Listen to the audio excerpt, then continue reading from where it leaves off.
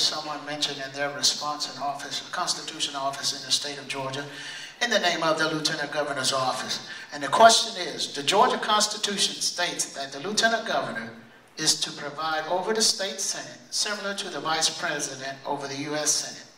If elected, how will you vote in giving powers or not giving powers to the Lieutenant Governor, and why would you vote that way?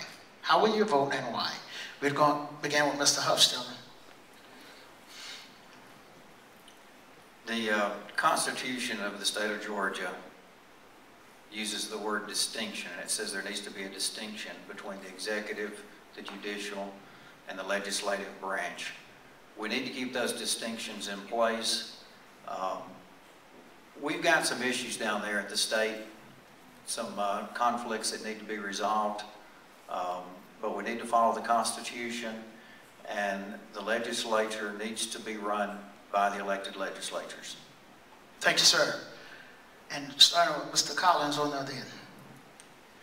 I'll open up by saying, I'm not telling.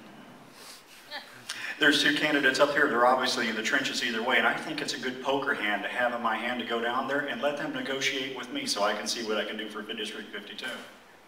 And I think that negotiation plays out like Texas Hold'em on a poker table. And I've got a great poker face. So you know what? I'm not telling. That's your prerogative, sir. Thank you. Well, I don't mind telling you where I stand. The state constitution says that the Lieutenant Governor is the presiding officer of the Senate. Unfortunately, a couple of years ago, some senators decided to convince the caucus to strip the Lieutenant Governor of the powers and try to run the state Senate by committee.